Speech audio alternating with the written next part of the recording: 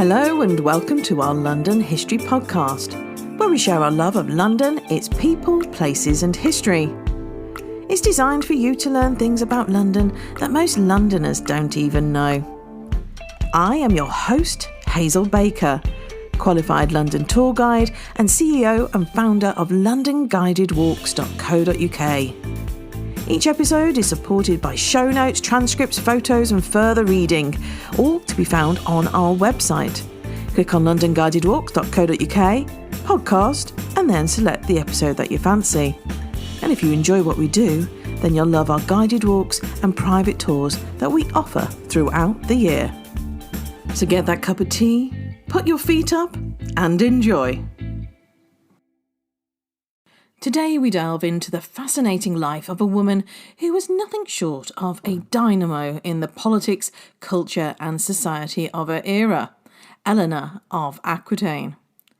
To situate you in the rich tapestry of London's history, we must traverse the centuries back to the 12th century, an era teeming with political intrigue, territorial disputes, and colossal figures who left an indelible impact on the course of English history. Joining me in the studio today is Dr Gabby Storey, a historian of medieval queenship, specialising in the 12th and 13th centuries. So sit back, relax, and prepare to journey through time as we unearth the story of Eleanor of Aquitaine in London. Thanks for joining us today, Gabby. It'd be great if we started with an introduction into Eleanor of Aquitaine.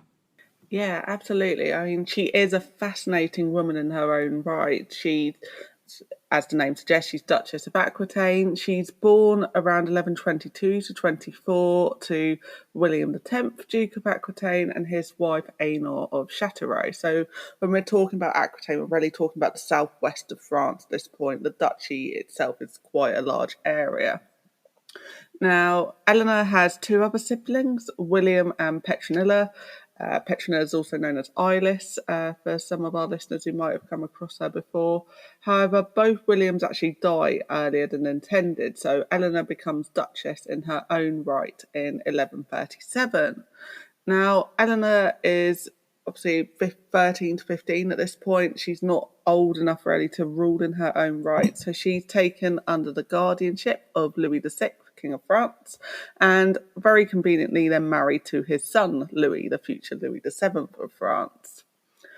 Louis and Eleanor ruled over France together for 15 years, together from 1137 to 52, and they have quite a eventful partnership in some respects. They go on the Second Crusade together. Their relationship is known to have been a bit tempestuous with one another, and they actually only bear two daughters, which for the King of France is not ideal because he wants a son. So this real difference of personality and the fact that they only have two daughters leads to an annulment. They separate in 1152, and Eleanor then moves quite swiftly onwards to marrying only 8 weeks later after this annulment to Henry, Duke of Normandy. This is the future Henry II of England, and he is the son of Empress Matilda, who might be known to some of our listeners, and Count Geoffrey of Anjou. Now, this union is dynamic. It's really powerful because it brings together quite a vast swathe of territories across France, various counties, Anjou, Maine, Touraine, Poitou. You've got Normandy and Aquitaine, and then the Kingdom of England in 1154. During their time as rulers of England, it's not a peaceful reign by any means. There is conflict with their neighbouring dukes and counts in the Kingdom of France, including the Count of Toulouse, a region to which Eleanor laid claim through her grandmother Philippa. But they're also very active in terms of children. They have 7 children survive to adulthood: Henry, Geoffrey, Richard, John, Matilda, Leonor and Joanna, which is no small feat for this time period to have so many surviving children. No.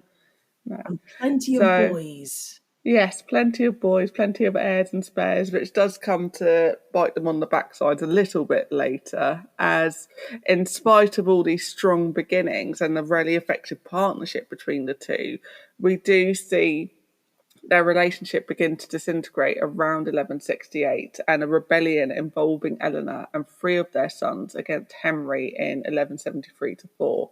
And this marks a real change in Eleanor's position. She's held under supervision or captivity for much of the next 15 years, some of which is in England, so some of that's around Old Sarum, near Salisbury.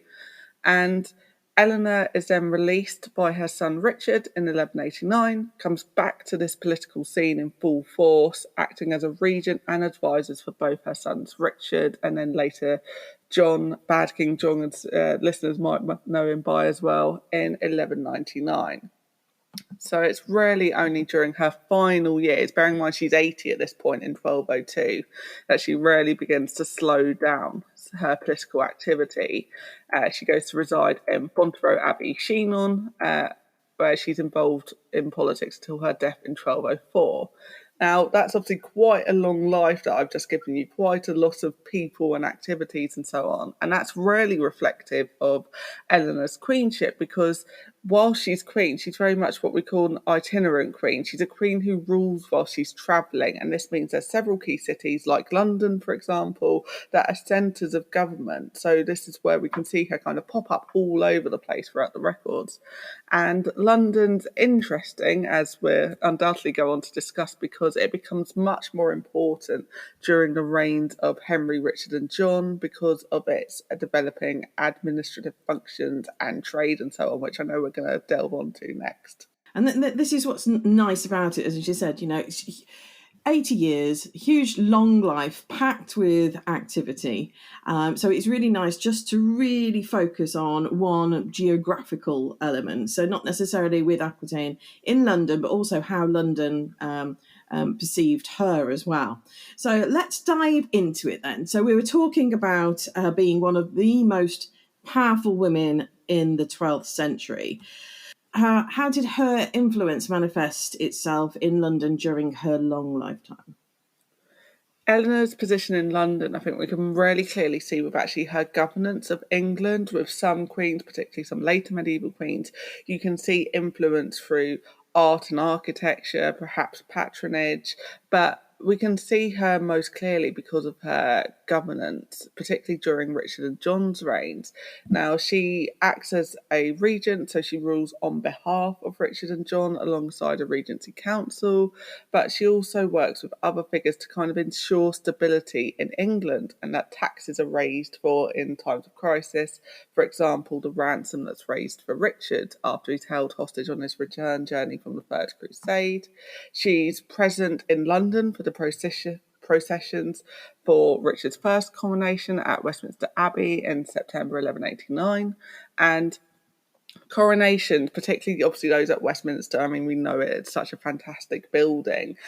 This is really something where you are going to see the royals in full force. And seeing Eleanor taking part in these processions, not just at the Abbey, she's actually, walking through the streets of London as part of these coronation processions, really emphasises her status still as a female ruler and a queen. And therefore, from that, we can also gauge the impact this would have had on the Londoners, the impact this had on her subjects, where we can see, she's at the forefront of royal political life. And her importance as queen, we can also see with the nobility. So during John's rebellion against Richard in 1191-2, Eleanor organises a series of meetings with the nobility, including one at Temple Church, London, to ensure their support against John and Philip Augustus, the King of France. So again, by the time we've got to Richard and John's reign, we can see that London is important. London is where we want to have these meetings, where it's become much more of a political centre during Eleanor's lifetime, that we're now starting to move away from Winchester, and London is actually where it's important to have these discussions, to have court, to have these meetings. It would be good if you were able to really explain how, like the political dynamics that Eleanor was masterful at navigating, especially during her time in London, and also how did the interactions of the key figures like Henry and her sons Richard and John, how did they affect the city? Yes, I mean, the relationships between the early Plantagenet kings, so Plantagenet being this dynasty that kind of starts with Henry II, and London is interesting because they do rule over such a range of territories that they do have these several key cities that are important. And London initially starts as one of many, definitely obviously important to England, but doesn't necessarily hold predominance over some of those other cities. But London becomes much more important during the reigns of these Plantagenets because it's transforming as the capital of England, the capital moving from Winchester to London, and therefore you've got much more courtly activity and with it much more wealth brought into London. Renovations, building projects are undertaken. We know that Eleanor's a patron of art and literature. She makes religious donations to local institutions, and Eleanor's partnership with these three kings inevitably has an impact on London itself as well. You know, her relationship with Henry is very harmonious to start off with, but it begins to disintegrate. As I mentioned, there's this rebellion in 1173, and that rebellion removes Eleanor from the political stage and therefore the eyes of the Londoners. London becomes used to seeing a king, not necessarily a queen during this period. And when Eleanor's released in 1189, she has such strong relationships with Richard and John. This brings her into greater visibility for the Londoners. You know, they see a queen once again, they see a strong female ruler, and they know that Eleanor is actually going to be an important tie for London and these cities on the continent that Eleanor has control over as well. You know, London is going to have greater political and financial status, and this is rarely cemented during Eleanor's widowhood. So you mentioned about Eleanor being imprisoned for a number of years after her involvement against the revolt against Henry II. Do any records or texts exist on how Londoners perceived this, or indeed after incarceration? Unfortunately, not for during her incarceration, which is a real shame. She very much falls off the historical record, so to speak, during her imprisonment. You know, it's a very kind of piecemeal work to try and gather her itinerary and her residences. Now, there's a bit of a general silence amongst the chroniclers about her during this period, and therefore how her subjects perceive her. But we do know from what is said that she does actually come back to London. She travels to London with her daughter Matilda in 1184. Now, this is plausibly for a family meeting, maybe even a reunion if we're going to be nice about it, as we've just had Henry the Young King rebel in 1183 and die during that rebellion. So Henry II is now going to be very much aware that the kingdoms are not stable and that they need Eleanor to kind of stabilise political affairs, and that has to take place in London. This is now becoming the centre of the kingdom. London is where they need to have these discussions. And what role did Eleanor play in the Angevin Empire's administration? I mean, and particularly in the relation to London, you know, she and the political and economic hub. There seems to be a lot relying on her. Yeah, absolutely. Because Eleanor has a really widespread, she's got a lot of varying roles in the rulership of the Angevin territories, because she's not just Queen of England, she's Duchess of Aquitaine and Normandy, she's Countess of all these other territories. And she also has very changeable nature of her partnerships with her husband and sons. But she has really significant roles. She dispenses legal justice, she grants lands and rents to religious institutions to enable allegiances, and as Queen and occasionally Regent, she oversees court in London and therefore is visible to the Londoners. She negotiates and networks with the local nobility and the merchants of the city. So this is where we can really see London and Eleanor together as it developing as an economic hub, because the Queen is involved with the revenues of the city. And it's actually really interesting that it's during her dowager period, i.e. during the reigns of Richard and John, that we see much more evidence of her London activities. And this is because of that movement of administrative systems to London. You know, London is really growing as that kind of economic centre of England as we get towards the end of the 12th century. And you mentioned about her vast estates in Aquitaine. How did she control them? We're not talking like there's no mobile phones or anything. I mean, we're talking huge distances, and time frames would be different as well. So, how did that trade or diplomatic relations between London and regents in France get managed? Yeah, so Eleanor and Henry are a very itinerant pair of monarchs. They are constantly travelling on progress to try and exercise their authority over all these realms. But even so, they still can't be everywhere at once. It's obviously a big undertaking to travel across the channel at frequent intervals. So they will have administrators, justiciars, and so forth who will work on their behalf. They will have messengers who will help with that dispensing of administration. But because she's Duchess of Aquitaine, because that's her homeland, it is somewhere she wants to return to at frequent intervals, and therefore, she has access to vast resources and wealth in the region. She's got control over these estates, and her position as Queen of England means she can facilitate relationships between merchants and nobles in both areas, and even on occasion act as a kind of intermediary between them. Now, sometimes those roles might actually bring her into conflict because both the Londoners and the Aquitanians are quite confident in asserting their own rights, their own taxes, their own revenues, and they are sometimes a bit stubborn with it.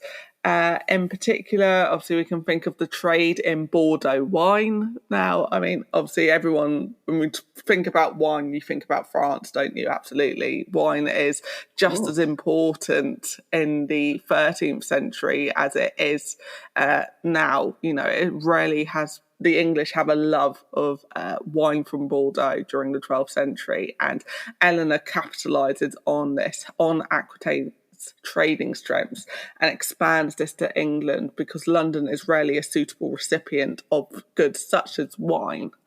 Now, you mentioned before about with both coronations, Eleanor being out there, being seen, and as a strong female lead. Is there any evidence suggests that the queens, not necessarily just Eleanor, but queens in this period, had an influence on the role of women in London society, either directly or indirectly?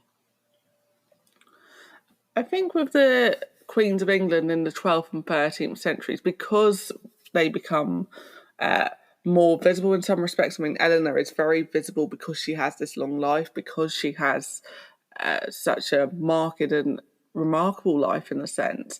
But I think when we think about Queens and their impact on London, it's going to come across in different levels. So you can see that their encouragement of religious donations, for example, alms giving, so Queens walking through streets of London, donating alms through their patronage of local institutions, that this is something that would be encouraged amongst the noble ladies of the court as well. So we can see a growth in female religious patronage that can be directly influenced by queens.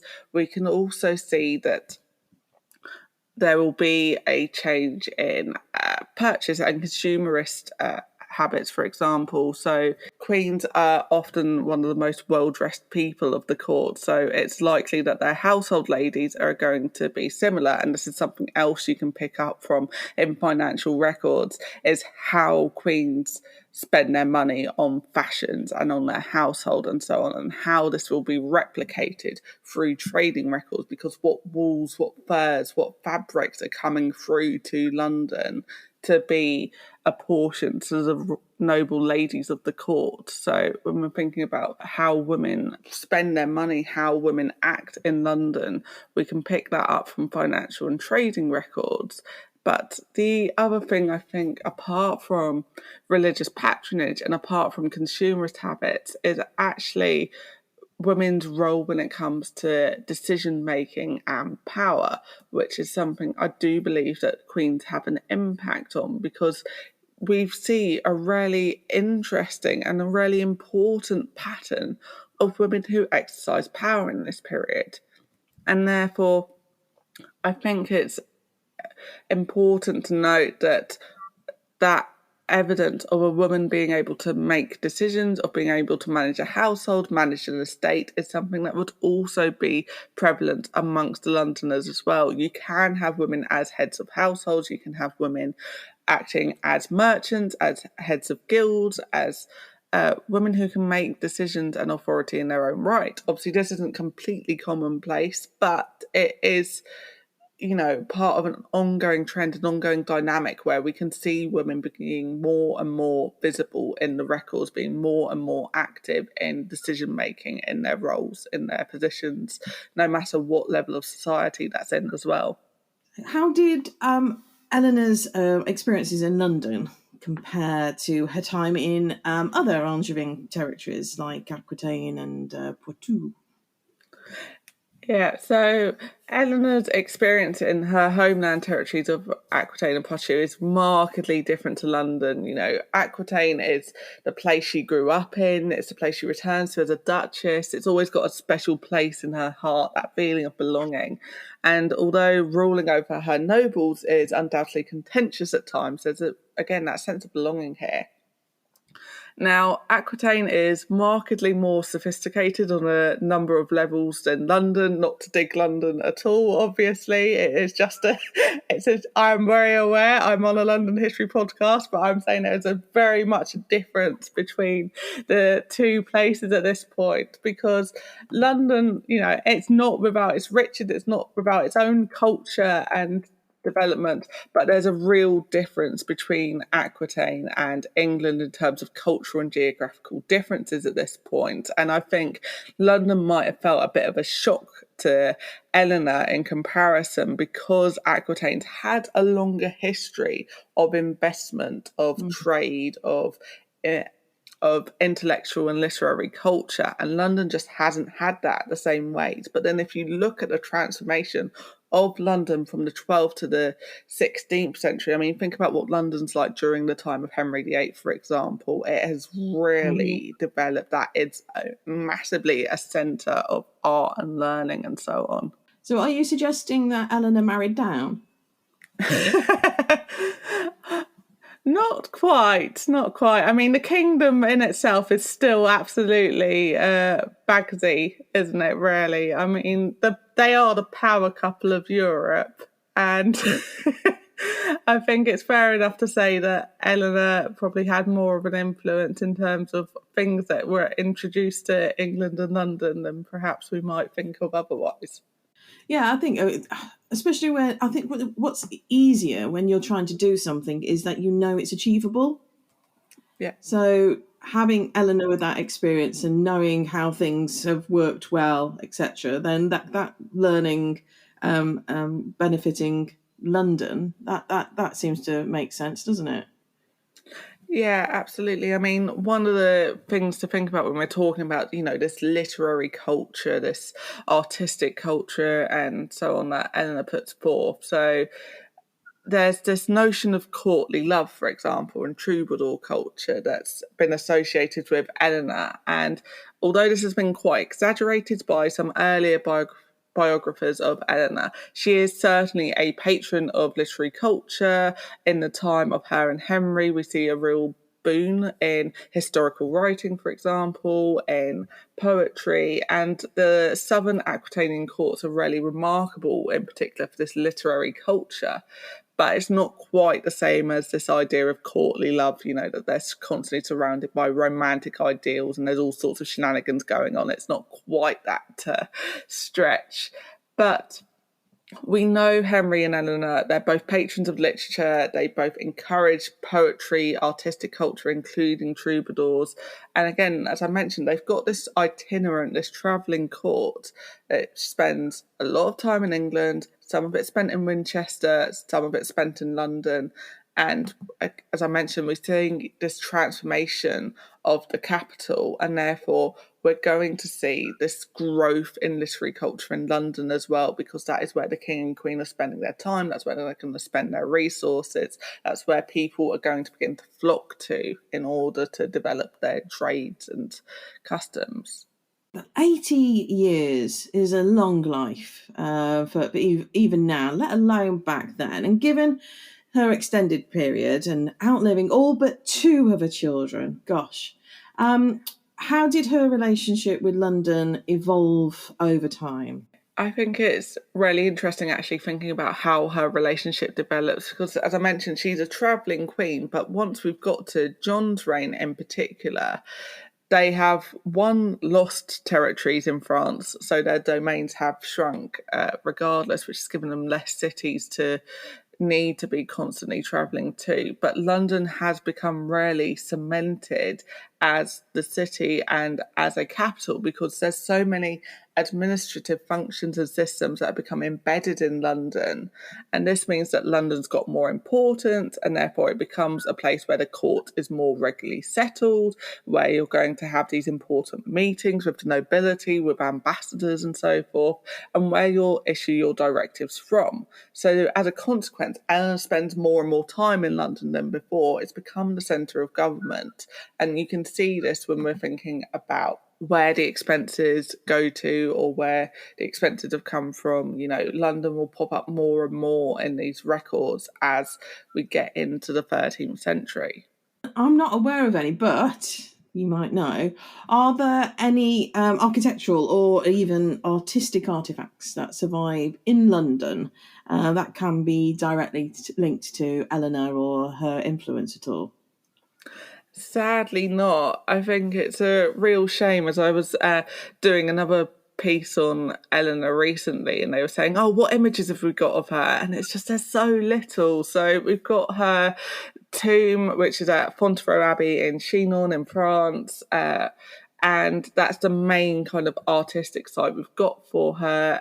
Chinon also has the Chapel of St. Radegonde, and there's a fantastic mural in there, which some have attributed to Eleanor being the primary female figure in the mural. But in terms of London, there's really nothing that we can directly tie back to her, because the only other significant artistic piece we've got is this rock crystal vase that she gave to her first husband Louis VII upon their marriage, which is also in the Louvre, which is a fantastic gem. If anyone ever goes to the Louvre and battles all the queues around the Mona Lisa, you can go and look at this vase. But yeah, it's shocking really that she's left so little impact on London. And again, when we think about architectural and artistic legacies, this is something that's really more dominant a couple of centuries later. Again, think about the amount of stuff that we have for the Tudors, for instance. I mean, we've obviously got Hampton Court Palace and all its goodies and so on, but it's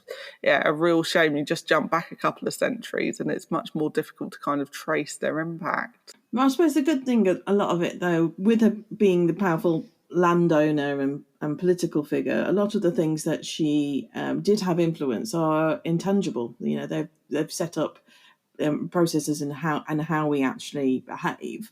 Are there any legal documents or charters or anywhere in the London archives that shed a light on her governance style?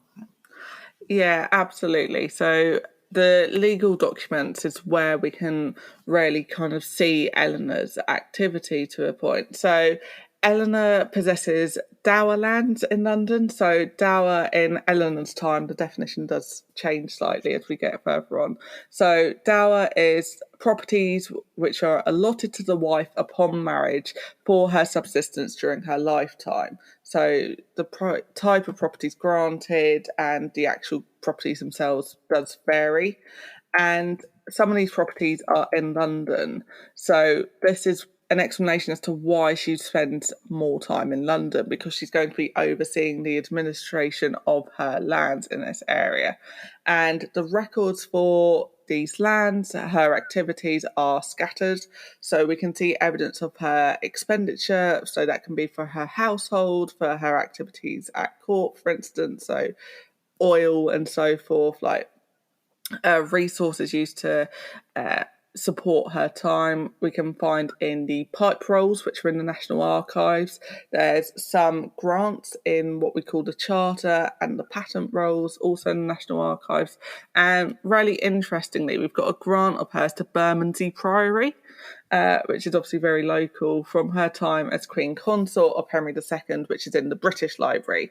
So, and that dates from before she's imprisoned in 1173. So we can see bits of her activity here. We know that she's got lands here. We know that she's making donations to local London religious institutions, and that's still in the London archive. So we can get this idea of her active itinerary and her governance as Queen of England, as well as her role as a religious patron as well. So I think the grant to Bermondsey Priories, a really nice little snippet of local history. We can just see all these different institutions she has a connection to.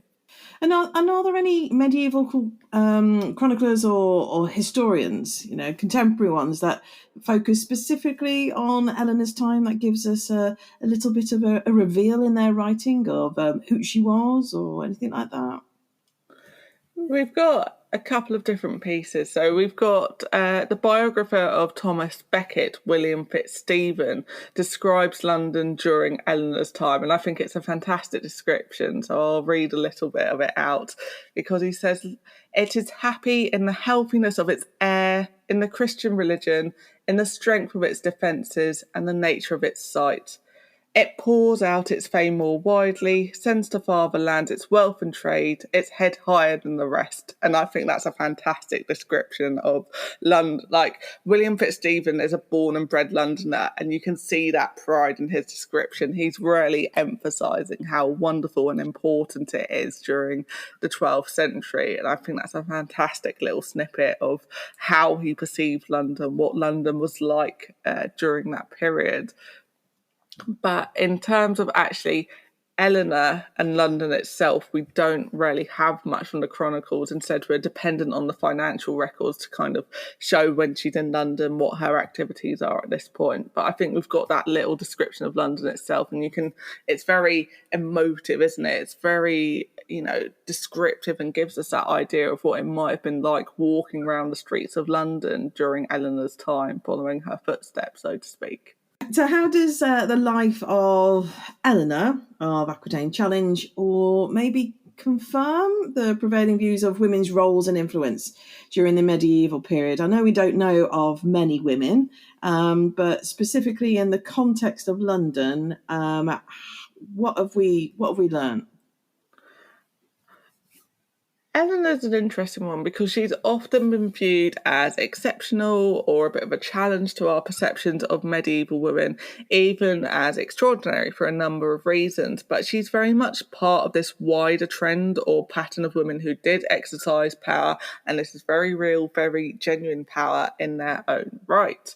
Because yes, she's Queen of England and France, she's the only woman to have been so, but her royal power comes from her marriages, but she's Duchess of Aquitaine in her own right, and that's a core part of her power.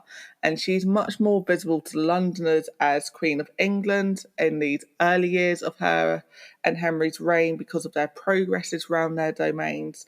She's regent in several occasions, and that centres her further in the eyes of the Londoners as a woman who rules and a woman of power.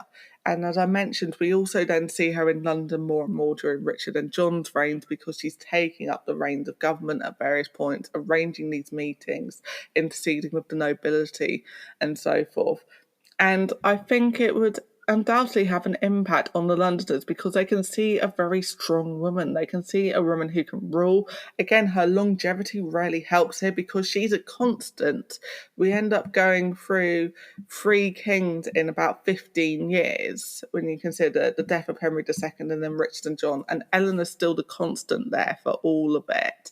And I think that makes her a reliable, steadying figure. And in terms of thinking about her influence, obviously we've mentioned her religious patronage, and thinking about women's roles, at the end of the day, she is also still a wife and a mother. And I think that's something that would have touched on the hearts of Londoners as well, because you would have had so many, obviously, families, so many people who were leading their own day-to-day lives, and Eleanor still had that tangible connection to that as well. She's still a human being at the end of the day. She might be their queen, but she also goes through all this familial and political upheaval at points, which is something that the Londoners can see as well. You know, they've got family disputes. Every family has disputes. You've got Eleanor trying to control a wayward son. There's undoubtedly a woman in the streets of London who's thinking, oh, God, my son doesn't behave himself either.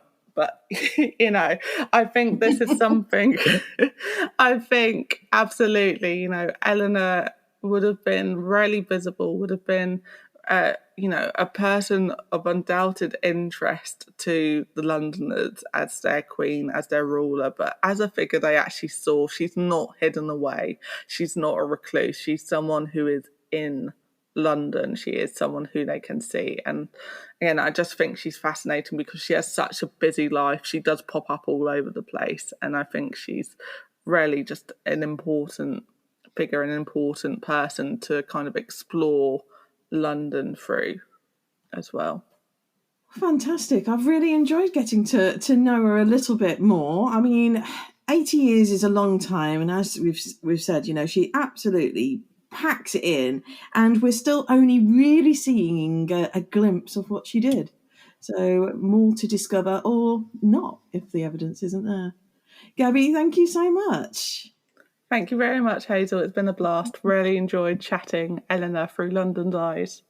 That's all we've got time for. Until next time.